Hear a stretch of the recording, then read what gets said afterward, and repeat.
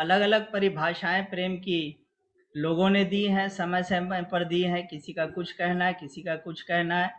कोई कहता है कि कुर्बानी प्रेम है, कोई कहता है कि देना प्रेम है। लेकिन ज़्यादातर मैं सुना हूँ कि देने का नाम प्रेम है, ऐसा लोग कहते हैं। लेकिन कुरंथियों में ऐसा लिखा है कि देना भी वास्तव में प्रेम नहीं है, क्योंकि उसमें लिखा है यदि मैं अपना बदन, अपनी देह भी जलाने के लिए दे दूं और अपनी सारी संपत्ति कंगालों को खिला दूं और प्रेम न रखूं तो भी बेकार है, व्यर्थ है। तो इसका मतलब क्या है? क्या आप बिना प्रेम के भी ये सब कुछ कर सकते हैं? दान दक्षिणा कर सकते हैं, भले काम कर सकते हैं, सब कुछ अच्छा कर सकते हैं। लेकिन वास्तव में जब हम परमेश्वर के वचन को पढ़ते हैं, तब परमेश्वर के वचन में प्रेम की एक ही परिभाषा दी गई है कि परमेश्वर प्रेम है और परमेश्वर अनंतकालिक है। परमेश्वर अनश्वर है, अविनाशी है, कभी न बदलने वाला और सदा अटल रहने वाला परमेश्वर है। हालेलुया। और जब हम नश्वर हैं, एक नश्वर इंसान अविनाशी प्रेम को कैसे कर सकता है?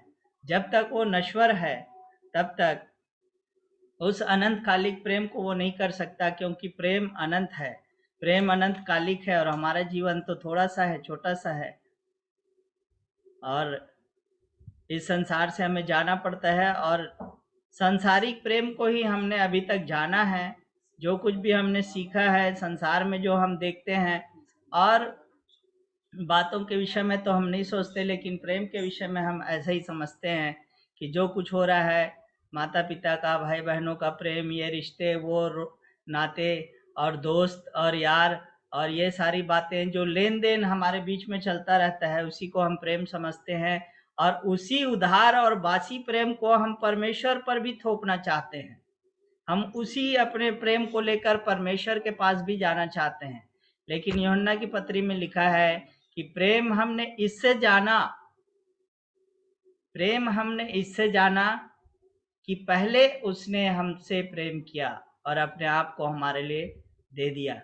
तो क्या उनके कोई रिश्तेदार, माता पिता, भाई बहन, दोस्त यार नहीं थे जिनसे वो प्रेम कर रहे थे? पहले भी कर रहे थे, लेकिन उस प्रेम को उन्होंने नहीं जाना था। प्रेम हमने इससे जाना कि जब परमेश्वर ने हमसे प्रेम किया, तब हमने प्रेम को जाना। और परमेश्वर प्रेम है, और परमेश्वर का प्रेम अगापे प्रेम कहलाता है। अगापे प्रेम का अर्थ है निस्वार्थ प्रेम। निस्वार्थ प्रेम इसी को कहते हैं, बिना किसी स्वार्थ के परमेश्वर हमसे प्रेम करता है। लेकिन मैं आपको बताना चाहता हूं कि परमेश्वर का प्रेम निस्वार्थ तो जरूर है, लेकिन वो नाउम्मीद, आशा रहित और अपेक्षा रहित नहीं है। परमेश्वर की अपेक्षाएं हैं हमारे प्रति। जब वो हमसे प्रेम करता है तो हमारे जीवन के लिए उसकी योजनाएं हैं। और परमेश्वर हमसे अपेक्षा रहित प्रेम नहीं करता है, स्वार्थ रहित प्रेम तो करता है। उसके प्रेम में स्वार्थ नहीं है। उसने पहले हमसे प्रेम किया जब हम पापी ही थे, तब हमसे प्रेम किया। जब हम उसके साथ रिश्ते में नहीं थे, तब उसने हमसे प्रेम किया, क्योंकि परमेश्वर का स्वभाव है प्रेम करना। लेकिन निस्वार्थ प्रेम उसने किया है, लेकिन ना उम्मीद नहीं है, क्योंकि परमेश्वर का वचन मैं खुलवा नहीं रहा हूँ कि समय की कमी है। पहला कुरिन्थियों 13 अध्याय आप सब जानते हैं कि उसमें प्रेम के विषय में लिखा हुआ है। और प्रेम जो है वो उम्मीद रखता है, लिखा है, वो सब बातों की आशा रखता है, लिखा है। तो परमेश्वर हम भी हमसे आशा करता है, हमसे अपेक्षा करता है। उसकी कुछ योजनाएं हमारे जीवन के लिए है, उसको हमें जानना और समझना है और उसको पूरा करना है। उसकी अपेक्षाओं में हमें खरे उतरना है। उसने पतरस से ये सवाल पूछा, क्या तू मुझसे प्रेम करता है? और उसने 3 बार पूछा, और पतरस ने जवाब दिया कि हाँ प्रभु, तू जानता है कि मैं तुझसे प्रेम करता हूँ। तो यीशु मसीह ने उससे कहा, यदि तू मुझसे प्रेम करता है तो मेरी भेड़ों को चरा। परमेश्वर का प्रेम निस्वार्थ जरूर है, लेकिन परमेश्वर की अपेक्षाएं हमारे से अपेक्षा रहित नहीं है। परमेश्वर हमसे कुछ अपेक्षा जरूर करता है।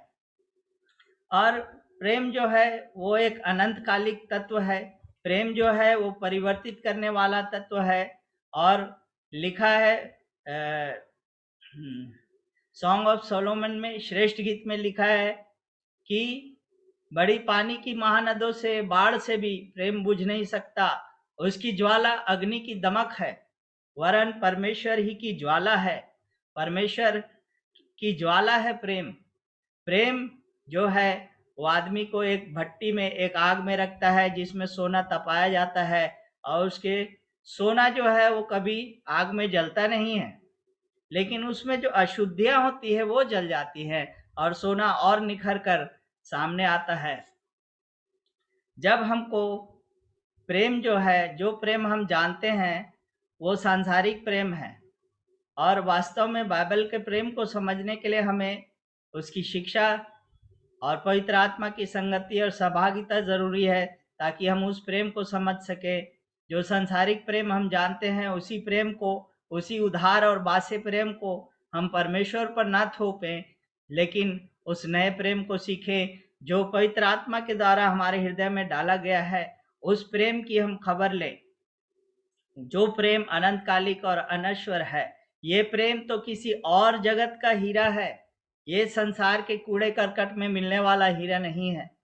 ये प्रेम जो है वो अलौकिक है, प्रेम जो है वो जीवन है, प्रेम जो है वो स्वर्गीय है, प्रेम जो है वो आत्मिक है और अनश्वर अनश्वर है। और नश्वर मनुष्य प्रेम नहीं कर सकता है, क्योंकि मनुष्य पापी है। प्रेम ही प्रेम कर सकता है, और जब प्रेम कौन है? प्रेम परमेश्वर है। और परमेश्वर जब आपके अंदर आता है अपने वादे के अनुसार कि वो मेरे लोग होंगे, मैं उनमें बसूंगा और चला फिरा करूंगा, तभी आप प्रेम कर सकते हैं। मसीहियत जो कहती है, और परमेश्वर के वचन में उस प्रेम के विषय में लिखा है जो शत्रुओं से भी प्रेम करता है। ये सब कुछ हमें अस्वाभाविक और कठिन क्यों मालूम होता है? क्योंकि हम अपने वास्तविक स्वभाव में नहीं हैं, क्योंकि यीशु मसीह का स्वभाव हमारे अंदर अभी तक आया नहीं है, इसलिए हमको कठिन लगता है। कोई एक गाल पे तमाचा मारे तो दूसरा भी उसको फेर दे। वास्तव में ये सब कुछ हमें अस्वाभाविक लगता है, और प्रेम को तो हम स्वाभाविक समझते हैं। ये किसी और जगत से आता है। प्रेम जो है वो पवित्र आत्मा के फलों को दर्शाता है। उसमें पवित्र आत्मा का एक फल है प्रेम, आनंद, मेल, धीरज, कृपा, भलाई, विश्वास, नम्रता और संयम। ये आत्मा के फल हैं। तो आत्मा का फल है प्रेम। जब हम पापी ही थे तब परमेश्वर ने हमसे प्रेम किया। प्रेम एक स्वभाव है, खुद से उठने वाला। अपने आप परमेश्वर ने हमसे प्रेम किया। उसने इसलिए हमसे प्रेम नहीं किया कि हम प्यारे लोग हैं, कि हम में कोई खूबी और लियाकत है, कि हम उसको बहुत, हमारे अंदर कोई खूबी है जिसके कारण वो हमसे प्रेम करता है, या ऐसे कुछ कार्य हमने किए जिसके कारण वो प्रेम करता है। ऐसा नहीं। प्रेम प्रतिक्रिया नहीं है। परमेश्वर का प्रेम प्रतिक्रिया नहीं है, नहीं तो वो हमारे द्वारा ही किए गए कार्य का परिणाम साबित होता।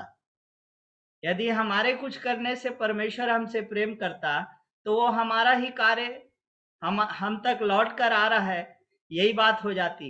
लेकिन परमेश्वर का स्वभाव प्रेम करना है, इसलिए वो हमसे प्रेम करता है। प्रेम उसका स्वभाव है।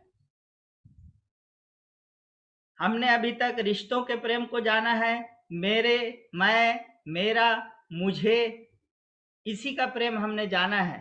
जो कुछ हमारे संबंध में, हमारे रिश्तों में रहता है, हम उसी को प्रेम कर पाते हैं। लेकिन यीशु में से कहता है कि अन्य जाति भी ऐसा करते हैं, जो उनसे प्रेम रखते हैं उनसे भी उन लोग भी प्रेम रखते हैं।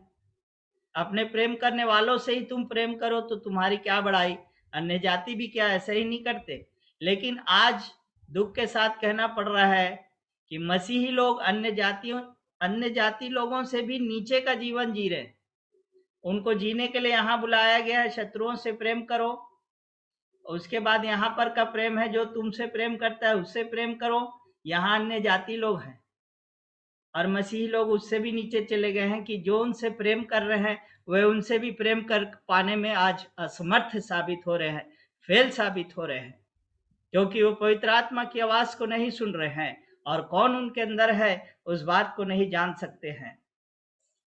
यीशु मसीह ने कहा, तुम जगत की ज्योति हो।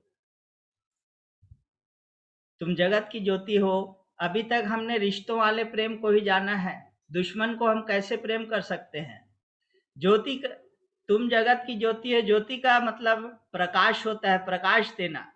जो भी उसके निकट जाएगा, चाहे वो किसी भी जाति का हो, धर्म का हो, कोई भी दुश्मन हो, यार हो, दोस्त हो, कुछ भी हो, उस पर प्रकाश पड़ेगा ही पड़ेगा। सुगंध जो उठेगी प्रेम की, प्रेम एक सुगंध के समान है, वो सबके नाक में जाएगी, चाहे वो किसी भी जाति धर्म का आदमी हो, चाहे वो आपका रिश्तेदार हो, चाहे ना हो। यही मसीही जीवन है, यही प्रेम है, वास्तविक प्रेम, जो परमेश्वर का प्रेम है, जो सबसे भले और बुरे दोनों पर अपना सूर्य उदय करता है। यही मसीह जीवन की सिद्धता भी है। इसलिए लिखा है कि सिद्ध बनो जैसा तुम्हारा स्वर्गीय पिता सिद्ध है, क्योंकि वो भले और बुरे दोनों पर अपना सूर्य उदय करता है। और सारे जगत से उसने ऐसा प्रेम किया है कि अपने इकलौते पुत्र को उसने दे दिया है। प्रेम दिखावा नहीं है, क्योंकि यीशु मसीह ने कहा कि तुम पृथ्वी के नमक हो। और लिखा है प्रेम अपनी बड़ाई नहीं करता, दिखावा नहीं करता। कुरिन्थियों में जो लिखा है प्रेम के विषय में, उसमें लिखा है आप घर में सब पकोड़े बनाते हैं, भजिया बनाते हैं, तो उसको जब आप खाने के लिए तोड़ते हो यूं, तो उसके अंदर आज से आपको दिखाई देगा मिर्च, धनिया की पत्ती, प्याज दिखाई देगा, और जो भी मसाले आप उसमें डाले हैं वो सब उसको पकोड़े को तोड़ने पर आपको दिखाई देंगे, लेकिन नमक कहीं भी आपको दिखाई नहीं देगा। लेकिन सारा स्वाद उस पकोड़े में किसके कारण है? नमक के कारण। Praise the Lord. नमक दिखावा नहीं करता। ऐसे ही हम पृथ्वी के नमक हैं, जो हम दिखावा नहीं करते लेकिन टेस्ट को लाते हैं। टेस्ट यानी हमारी टेस्टिमनी, जो हमारे जीवन की गवाही है, वो संसार में स्वाद को लेकर के आती है। और यही प्रेम है। प्रेम हमें अंदर से मिटाता है, हमारे अहंकार को मिटाता है और हमें वहां खड़ा करता है जहां यीशु मसीह है। उसके साथ हम एक करता है। वचन कहता है उसने, यीशु मसीह ने अपने आप को शून्य कर लिया। प्रेम शून्य कर देता है, और एक शून्य हुए व्यक्ति के साथ जुड़ने के लिए आपको भी शून्य होना पड़ेगा, तभी आप उसके साथ जुड़ सकते हैं। प्रेम ही प्रेम कर सकता है। शत्रुओं से भी प्रेम यीशु मसीह कर सकता है। और जिन्होंने उसे क्रूस पर चढ़ाया, उसने कहा हे पिता इन्हें क्षमा कर, क्योंकि ये नहीं जानते कि क्या करते हैं। ऐसा प्रेम आप कहां से कर पाओगे? आप संसारिक मनुष्य होकर ऐसा प्रेम कभी भी नहीं कर सकते। दिखावा या नाटक की बात अलग है, लेकिन वास्तविकता में इस प्रेम को हम तभी कर सकते हैं जब मसीह का जीवन हम में होगा, जब मसीह का स्वभाव हम में होगा, जब मसीह हमारे अंदर से जिएगा, तभी हम शत्रुओं से प्रेम कर सकते हैं। और उसके प्रेम की गहराई को, ऊंचाई को, लंबाई को आप जाने।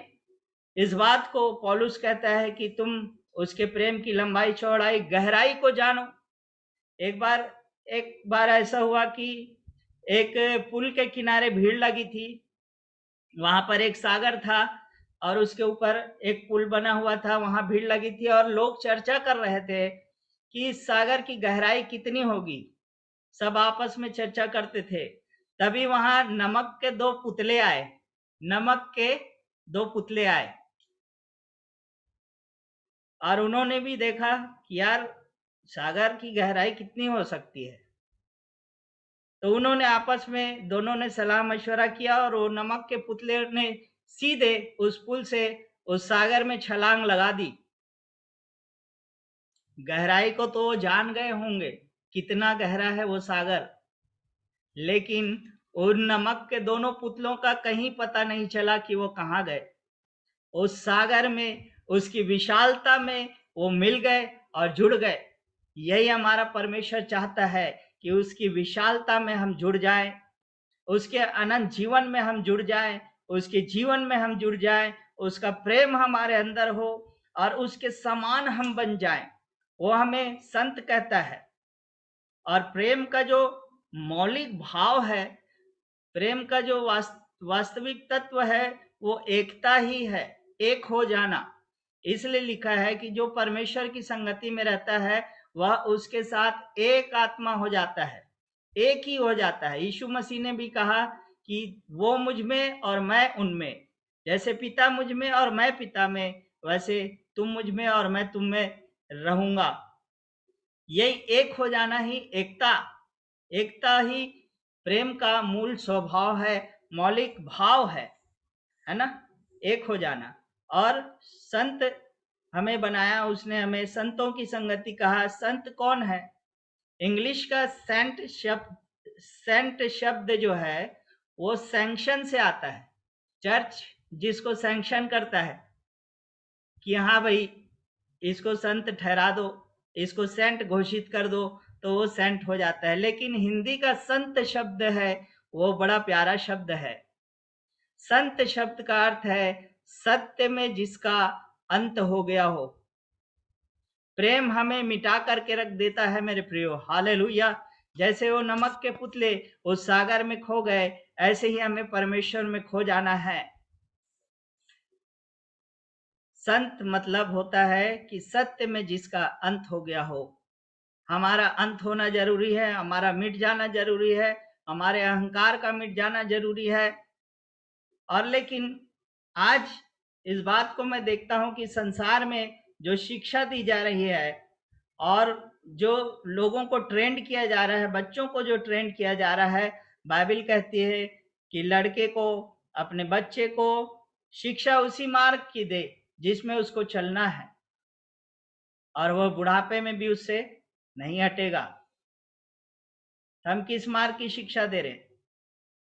बाकी धन, पद, प्रतिष्ठा पाने की शिक्षा दी जा रही है यूनिवर्सिटी में, और इसमें कॉलेजेस में, स्कूल में सब ट्रेंड किया जा रहा है कि धन कैसे कमाएं, कैसे बड़े पदों पर पहुंच जाएं, कैसे ऊंची नौकरियों पर पहुंच जाएं, कैसे बड़े अधिकारी बन जाएं, संसार में कैसे चलना है, कैसे व्यवहार करना है, किसको क्या करना है। लेकिन प्रेम के विषय में सब मान के बैठे हैं कि प्रेम तो हमको आता ही है जन्मजात। लेकिन दुनिया कह रही है इस बात को कि प्यार किया नहीं जाता, हो जाता है। लेकिन बाइबल हमें बताती है प्यार किया नहीं जाता हो जाता है, नहीं है, प्यार किया जाता है। बाइबल हमें बताती कि प्यार किया जाता है, हो नहीं जाता है, प्यार करना है। इसीलिए तो आज्ञा दी है, इसीलिए तो इतने सारी जो पौलुस ने पत्रियां क्यों लिखी है, यह है प्रेम की शिक्षा। आज हमें सांसारिक शिक्षा के साथ साथ प्रेम को स्वाभाविक न समझते हुए प्रेम की भी शिक्षा अनिवार्य है। और खासकर मसीह जगत में प्रेम की शिक्षा देना चाहिए, प्रेम को सिखाना चाहिए कि कैसे प्यार करना चाहिए, और शून्य से जुड़ने के लिए कैसे हमें शून्य होना है, कैसे अपने अहंकार को छोड़ना है, कैसे अपने आप को मिटा देना है, और मैं नहीं पर मसीह मुझ में जीवित है। जिस तरह से पौलुस का अनुभव था वही अनुभव आज हम सबका अनुभव हो जाए, तभी हम अपने शत्रुओं से भी प्रेम कर सकेंगे, और एक नए प्रेम को, बिल्कुल फ्रेश और ताजा प्रेम को हम जान सकेंगे। हम अपने पुराने उदासी और बासे प्रेम को परमेश्वर पर थोपने की कोशिश नहीं करेंगे, दुनिया पर थोपने की कोशिश नहीं करेंगे, और मेरे से उठकर तेरे का प्रेम को हम जान सकेंगे कि परमेश्वर किस प्रेम की बात कर रहा है। उस प्रेम को हम जान सकेंगे जो आत्मा का फल है। वैसा प्रेम हमको सीखने की जरूरत है, आज सिखाने की जरूरत है। प्रेम की शिक्षा हर एक चर्च में होना चाहिए, हर एक मसीही घर में होना चाहिए, हर एक बच्चों को देना चाहिए, प्रेम सिखाना चाहिए। Praise the Lord. इन बातों के द्वारा मैं आपको उत्साहित करता हूँ। ये सब्जेक्ट बड़ा है और परमेश्वर ने चाहा तो बहुत सी बातें इसमें मैंने लिखी हैं, और बहुत बड़ा एक प्रकाशन ये परमेश्वर ने दिया है। इसका डिटेल मैं आपको फिर समय मिलने पर, फिर कभी संडे को जब हमारी मीटिंग होती है तब मैं और डिटेल में इसको आपको बताऊंगा। तो आज हमने यही सीखा कि प्रेम जो है प्रतिक्रिया नहीं है, प्रेम एक स्वभाव है, और परमेश्वर का स्वभाव प्रेम करना है, इसलिए वो हमसे प्रेम करता है ना। परमेश्वर तब हमसे प्रेम किया जब हम उसके बैरी थे, शत्रु थे, लिखा है, और स्वभाव से ही क्रोध की संतान थे। तो परमेश्वर का स्वभाव हमारे अंदर डेवलप होना चाहिए, उन्नत होना चाहिए, उसको हमें बढ़ाना है, अपने बाल बच्चों को भी सिखाना है कि परमेश्वर का प्रेम कैसा प्रेम है। Praise the Lord. सबको जय मसीह की। जय मसीह की। हालेलुया। आइए हम एक क्षण के लिए अपनी आंखों को बंद करेंगे और प्रभु को धन्यवाद करेंगे उसके प्रेम के लिए। हालेलुया। मैं चाहती हूँ हम सब अपने स्थानों पर एक क्षण के लिए परमेश्वर पिता का धन्यवाद करें और धन्यवाद करें कि परमेश्वर आपने हमसे ऐसा प्रेम किया। हालेलुया। जब मैं पापी ही थी, ठीक उस समय यीशु मसीह मेरे लिए मारा गया। हालेलुया। ओ पिता परमेश्वर, आपके प्रेम के लिए धन्यवाद। हालेलुया। वही प्रेम, हालेलुया, सिद्ध प्रेम में भय नहीं होता। हालेलुया। परमेश्वर, आपने वही प्रेम हमारी आत्मा में डाला है